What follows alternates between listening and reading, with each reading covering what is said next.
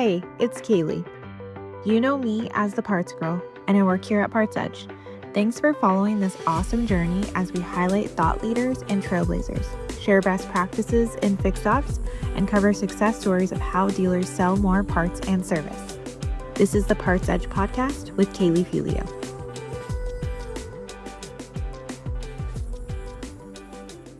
Hey everyone, welcome back to the PartsEdge podcast. I'm really excited to be interviewing Mark Michalski. Hopefully I said that right.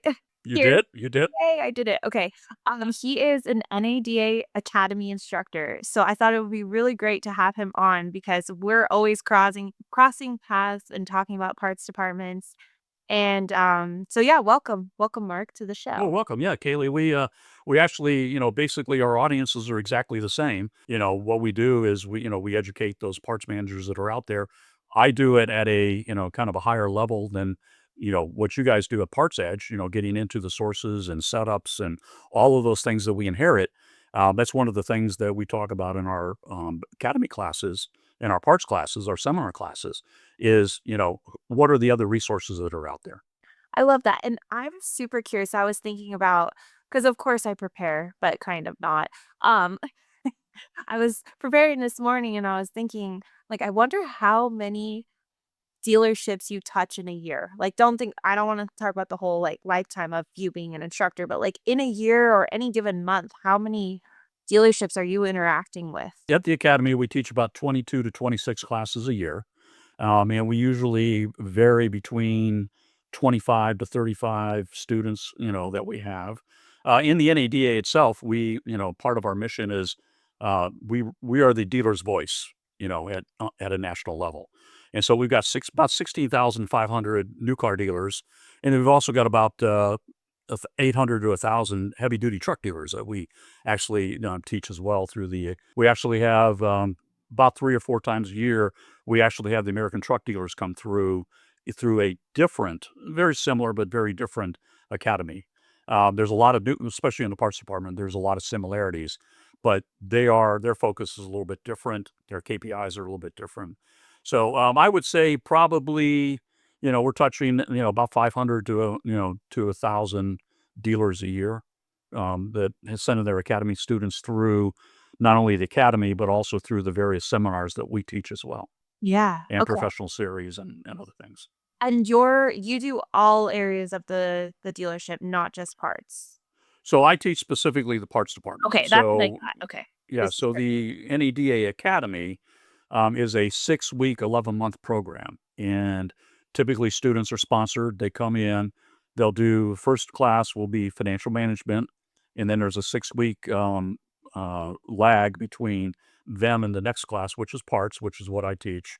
Wow, Six parts is weeks. second on the Yep. list? Second. Oh, Yep. Because we're very important to the success of the rest yeah. of the academy. Yes. Then service comes in. They come in for service class, and then 6 weeks in between, and they come in for used vehicles. Variable one is what we call it, Mhm. and then 6 weeks later they come back for variable two, which is new cars. It's also they make a trip down to Capitol Hill, and they have so they see what we do at a national level for our members of the association. Then 6 weeks later they come in for a leadership program. So they basically take a disc profile, they go through leadership, they go through an internal loss prevention or fraud prevention class, and then they have 2 sessions that they have prior to graduation. So that's the academy program. Now we also have um, secondary to that, we also have seminar programs where I go around the country and teach a full week's worth of just parts managers. So I just had one in Orlando. I've got another one coming up in Phoenix. I've got an online one in So June. that's just parts manage how many parts That's managers do you think you're touching a year? so I just had one in Orlando, and I had 35 parts managers that were in that class. Right now for Phoenix at the end of March, I've got 22 parts managers signed up. So typically what ends up happening is that when the academy students go back and try to impart some of what they've learned to a 20, 30-year vet, typically there's a little bit of pushback. I would say parts managers don't like a lot of, commotion in their departments. And so now you've got somebody that went off to training and they come back and they listen to what we taught and they're buying into it. and now they're trying to impart some of what they've learned to the parts managers. So typically what ends up happening is that when they get back and find out that they can't implement or can't put into play a lot of what they learned, they sign their parts managers up for training. Because one of the things that I teach is I say, hey, when I start out the class on Monday, I say there's gonna be a lot of opportunities, there's gonna be a lot of areas, a lot of discoveries that you're gonna make, and I don't want you rushing in like a bull in a china shop and say, hey, you're not doing this right. I want you to do this, I want you to do that, because they're going to get some pushback. They're going to like, wait, your 1 week of training is going to trump my 30 years in the business. Go Yeah. on and get out of here. Yeah. But what I tell them is, I said, you need to take an introspective look back and say, have we done all that is possible to set you, the parts managers, up for success with the tools and the training to be successful? And if we haven't, as owner operators, general managers, dealer principals, successors, what we need to do then is take a look at ourselves and say, what can I do to set them up for success? And that's where they get them signed up for, the seminars that I have around the country. Okay, that makes sense. And so I'm curious, when you have these seminars with the parts managers, what's like one of the number one thing, like common thing you always hear from them that's maybe even frustrating or, like what's something that Well, you can the share? number one thing that I hear, especially from the seasoned veterans, the 20, 30, and 40-year vets, is right out of the gate at the end when I get the feedback, I wish I would have had this training class when I started out my career. Yeah.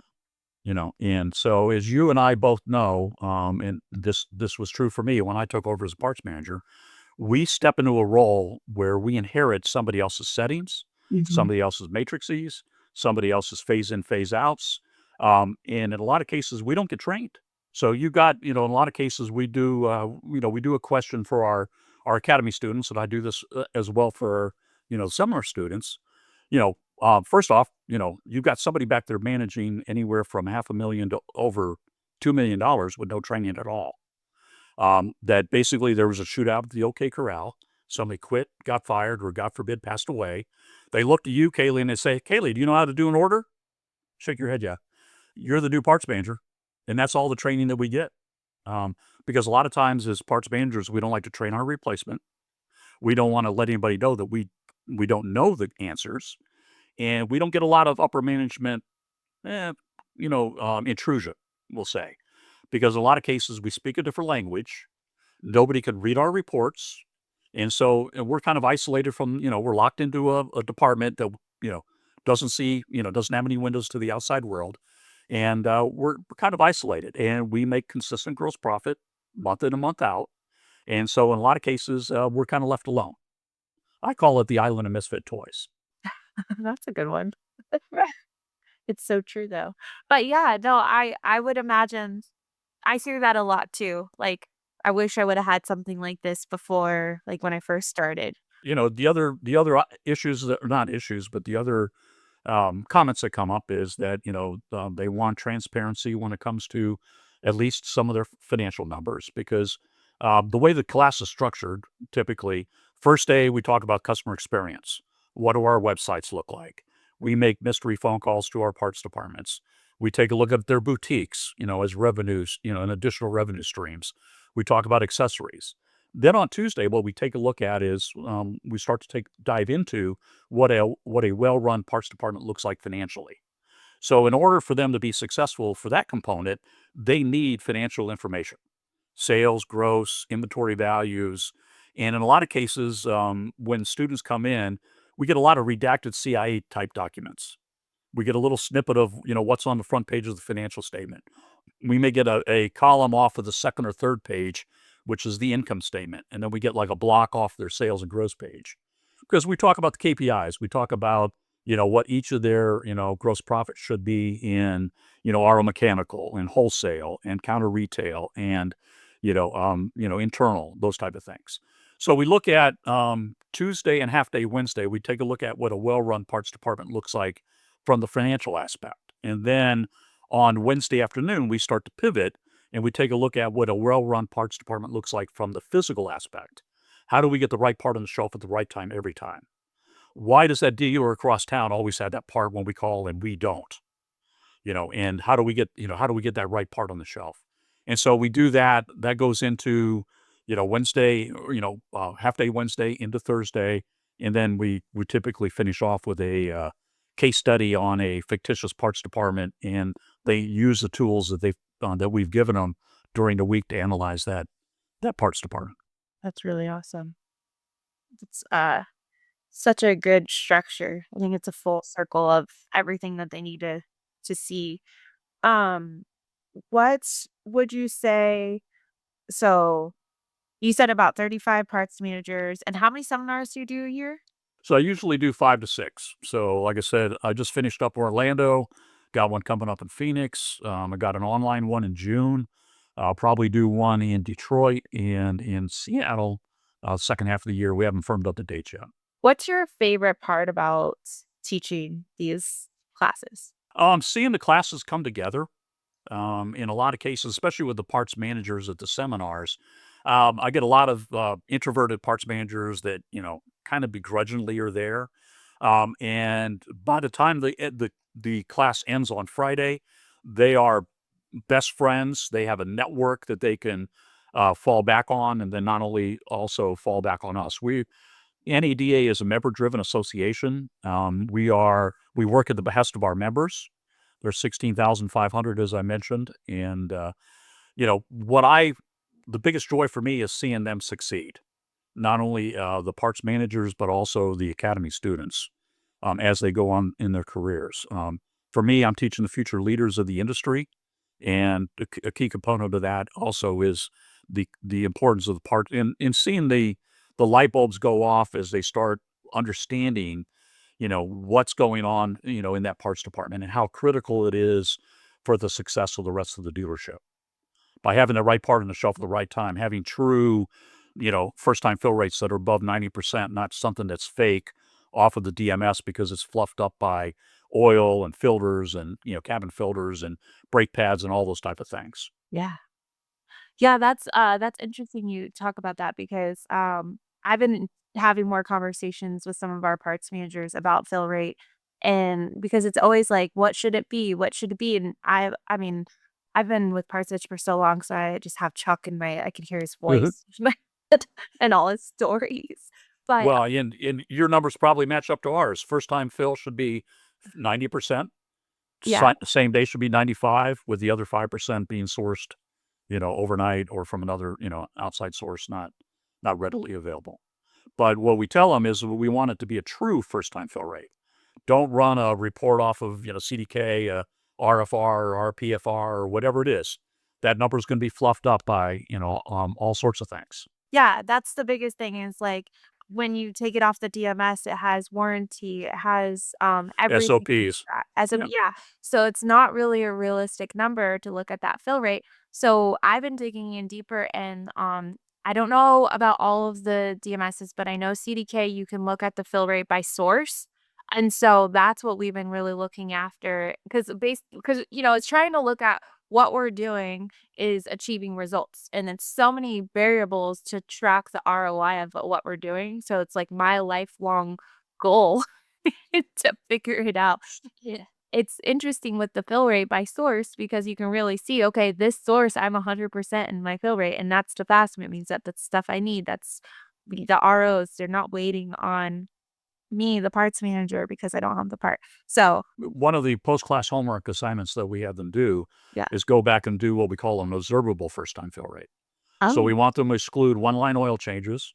We want them to exclude SOPs, and we want them to exclude recalls because NHTSA will normally announce recalls prior to, and we want them to work focus mainly on their own make. So if they're we don't want them to include any used vehicles, or if they work on all makes and models, we want them to kind of at least get a true picture because that's going to lead. That's why that post class homework that they have for us leads into their service week.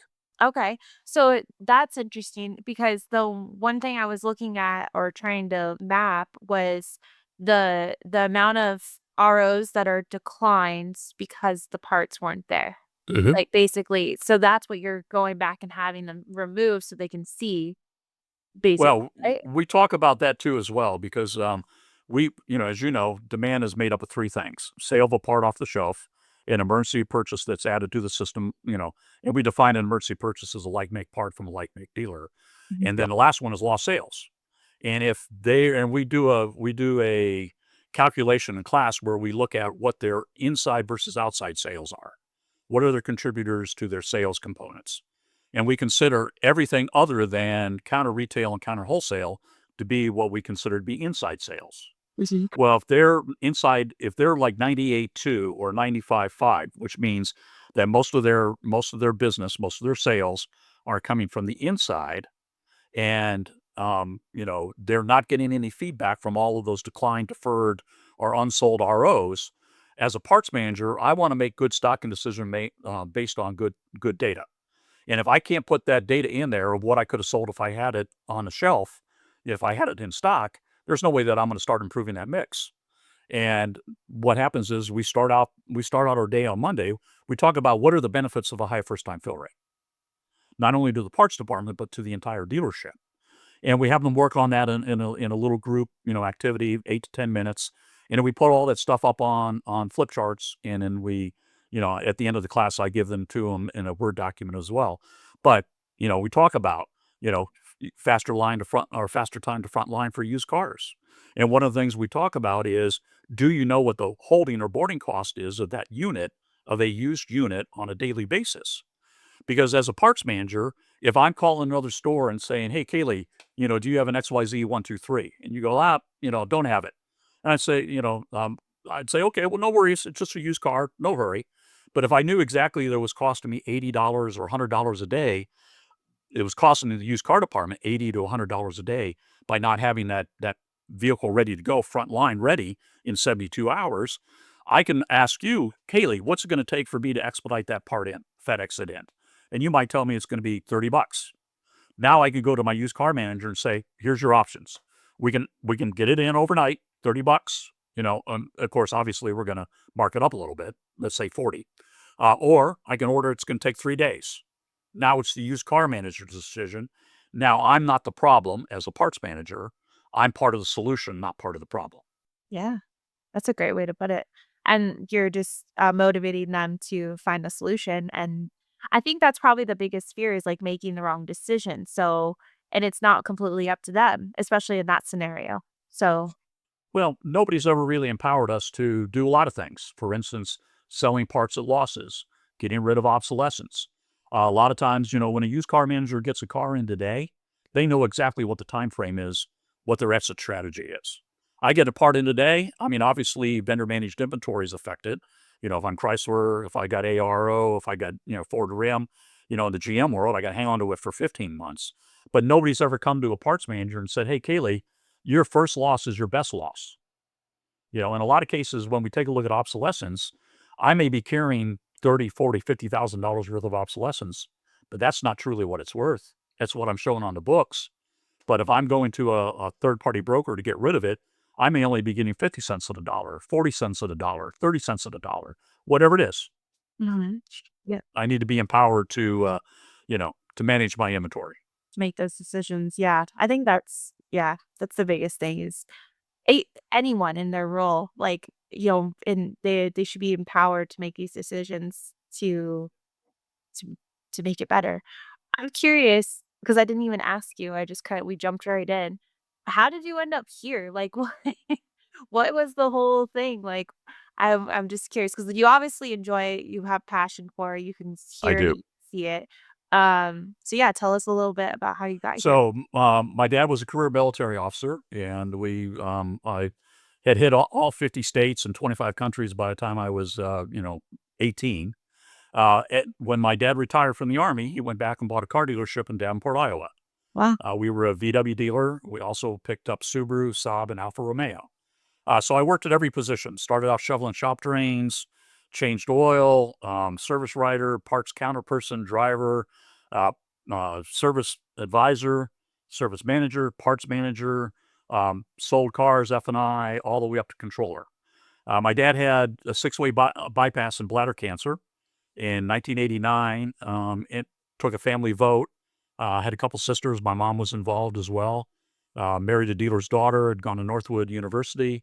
And my dad took a vote We decided to sell the dealership to Lujak Sherbrock.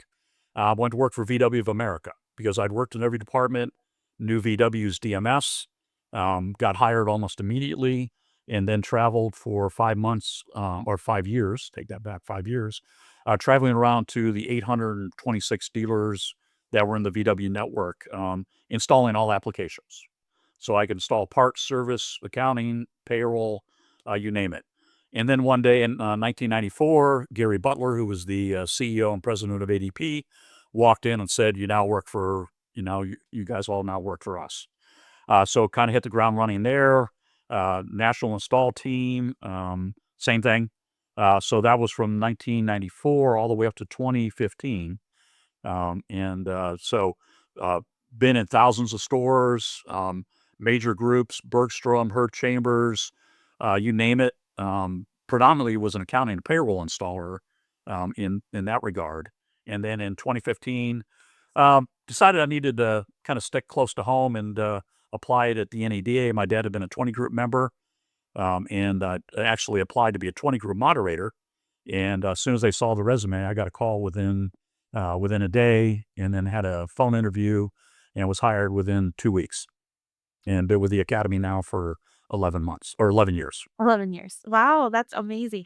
Okay, so I had a feeling you had been in thousands and thousands of stores over your career. What is like the thing that stands out the most at being involved in all those stores that there's so many successful ones out there. What stands out the most? To me, it was the individuality of each store, but also the similarities. There are well-run stores, and it's funny when we get new instructors in that haven't been out and seen a lot of stores in middle part of the country, a lot of mom and pop stores, single rooftops, single franchise. It just if you come from a major metro area dealer and that's all all you've experienced. Uh, there are so many dealers out there that Guyman, Oklahoma, Liberal, Kansas, all of the small stores that are out there, just how unique, but how similar they all are, you know, in a lot of the problems that they have, a lot of the challenges that you know, it's funny when vendor managed inventories first came around, and I was actually part of a vendor managed program with Volkswagen back in the mid 80s. That's how far back I went. Volkswagen used to have a program called the Dealer Inventory Assortment Program, DIAP. And I was on it. I enjoyed it. But then when Saturn came out, right around 2000, and they said, "Hey, you're not going to need a parts manager. We can do it all for you. We'll dial in every night. We'll find out what you sold. And then just like Best Buy, we'll put it on a truck and get it back out to you." Um, it's there's a lot of entrenched thought that's out there. I've got some students that come in and they literally have had only two parts managers over 60 years of their experience, of their existence. They had somebody that started, 30 years going back to 1996, and then they had somebody started in 1966. I mean, shoot, back then there was once a year stock orders. Then we went to twice a year stock or, semi-annual. Then we went to quarterly.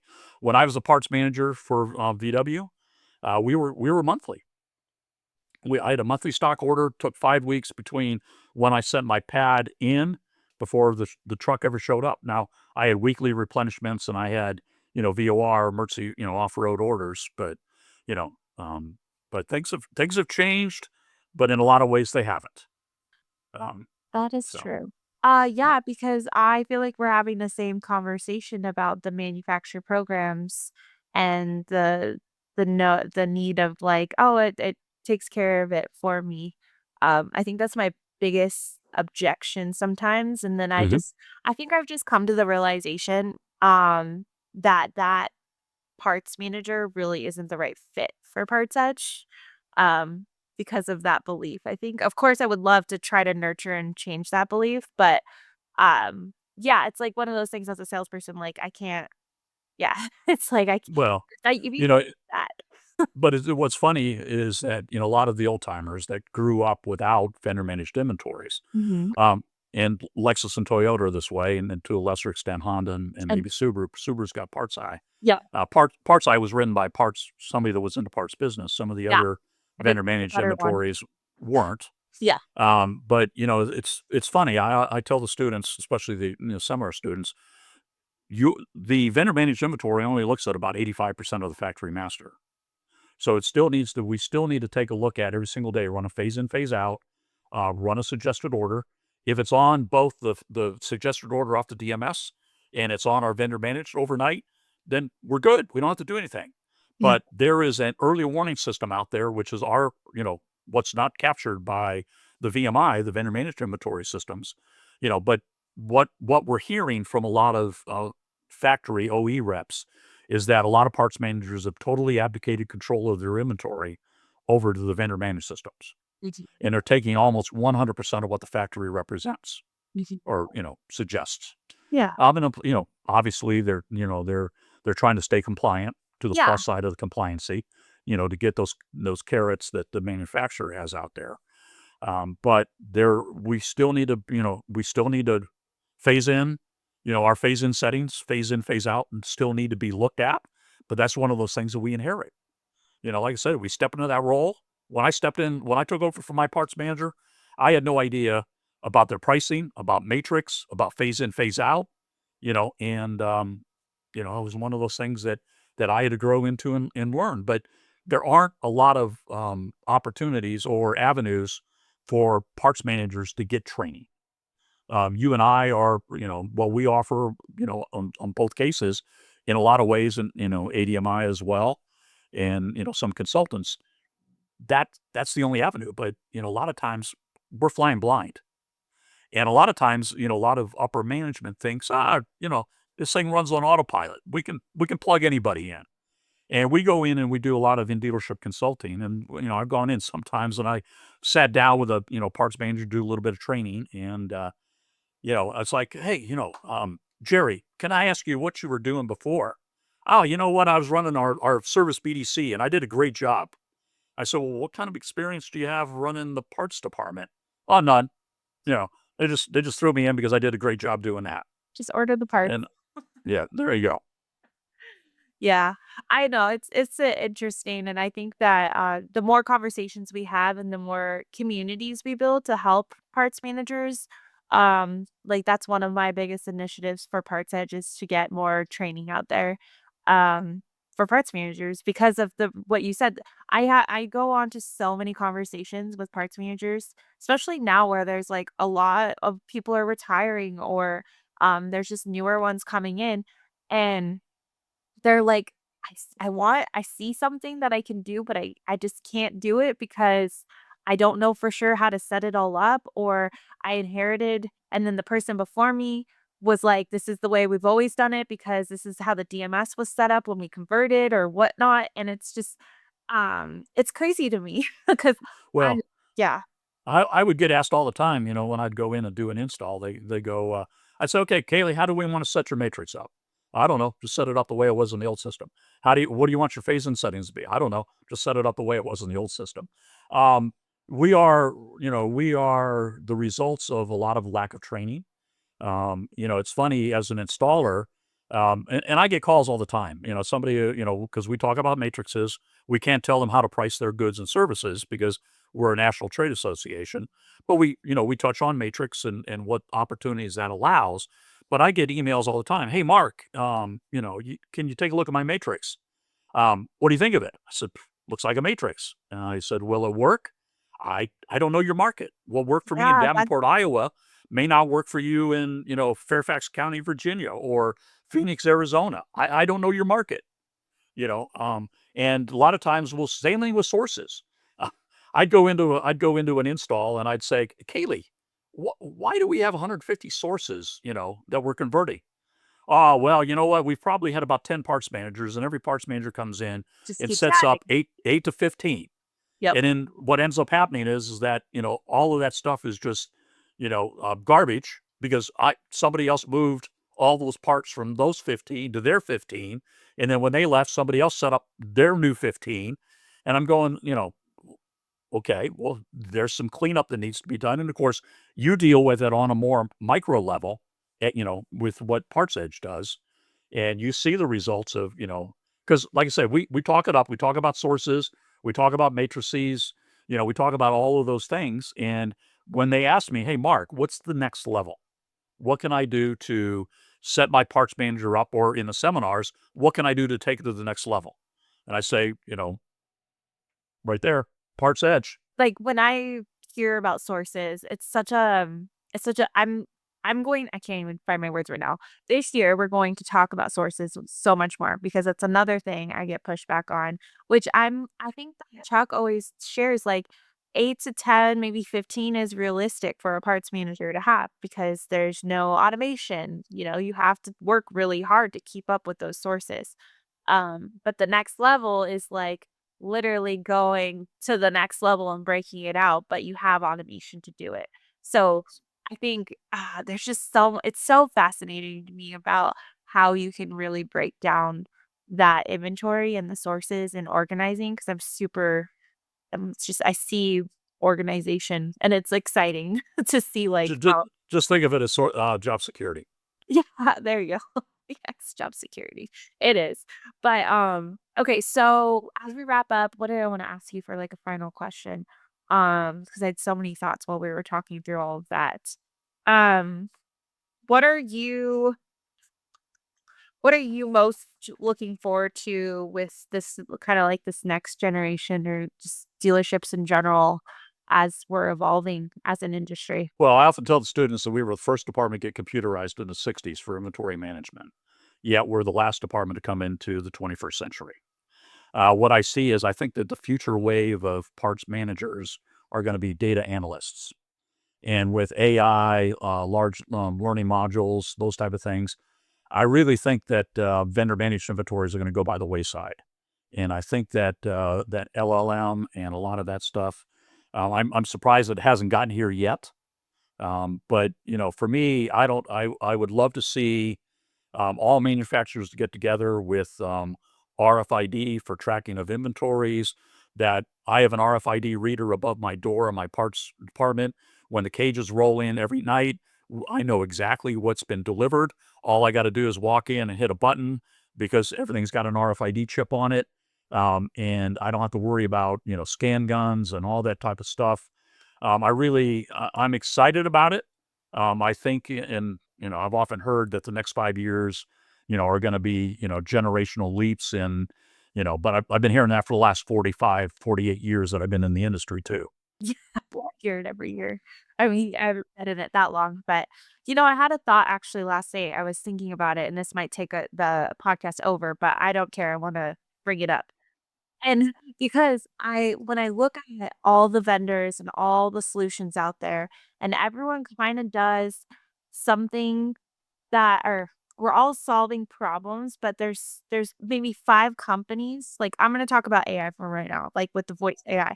There's 5 companies, I'm just saying 5, maybe there's more, that do similar things. So why or how can we create an environment where those 5 companies can do those things together? Like, why does it have to be? Because I feel like it's overload on these operators on, like, which one do you choose? It's like, why can't they all come together and make the solution so much because this one does something really, really good, and this one does that other thing really, really good or better. So it's like, I don't understand. I know it's like, this is how companies are, but, like, Yeah. why can't we just come together? Well, it's I've often said that the Japanese, when it comes to a standard like Beta or VHS or whatever it is, they work together, as an industry to come up with standards that they all work together. Mhm. So we've got what, 30, 33, 35 different manufacturers. We got what, maybe 12 different, DMS providers. Why we can't come up with a standard? On the heavy duty truck side, when it comes to point of sale, they're light years ahead of us when it comes to point of sale. And why I can't have a SKU at my boutique area to be able to scan stuff in at a, very similar to a retail operation, but we are so behind the times when it comes to so much. Yeah, and I think you're right. It's that lack of standard and coming together of the solutions, in some ways, because someone sees an opportunity, they have a way to solve it and they solve it, but then 5 other people see it also, and then it's like, how many vendors do we have in this industry? There's probably more vendors in this industry than there are dealerships. Well, that's Look at actually probably not true, I but mean, well, look at CRM, for, the front end. yeah, How many providers and marketing and, all sorts of stuff, but here we are, the island misfit toys and, I mean, I would love to have, a decent wholesale, um, CRMs, dashboard, yeah, that yeah, I mean, there are some manufacturers have it and, yeah. but yeah, Yeah, there's not really any solutions out there for parts still to this day. If it is, it's like avenues to buy parts, like, or well, even getting rid of obsolescence or, you know, there's only a um, couple of those. Yeah, it's interesting. Well, that's gonna change because parts is too on your guys's. I mean, it probably has always been, but I just yep. I think the conversations are changing. I know when I talk to dealers and GMs, they're not like, "Why are you talking to me about my parts?" They're like, "Oh, cool." They're actually asking me questions. So that's completely changed. So I just see that the next 5 years will be awesome Yeah. with parts. Well, sales gets the spotlight, service gets the traffic, but parts sits in the back, Yeah, and it supports every repair order. It drives service absorption. It controls a massive capital, second biggest cash investment, in a dealership, and it directly impacts tech productivity and retention, it really does. you know, Yeah. So but, that's most dealers see it as transactional and not strategic, you know? yeah, and I mean, we're changing that, right? Like you're training them, you're flipping that script so that they see it that way. And I think that's really huge and important. And it will help the managers in the long run as well. Yeah. I think that's the perfect kind of way to leave people kind of hanging with the thoughts. So Yeah, thank you. we'll come back for part 2. Yeah, we should. Thank you so much, Mark, for coming on. And if anyone wants to get a hold of you, you're on LinkedIn. We'll have all the information. Yeah, and if you want to say something to say bye, you can. Just like I said, it's just my joy to be able to touch all the parts managers and all of the academy students out there. It's a department that I love, and I'm passionate about it. And I thank you for the job that Chuck and that you do for, all of our students and everybody else that's out there. That it's a service that we all need. Thank you. I appreciate that.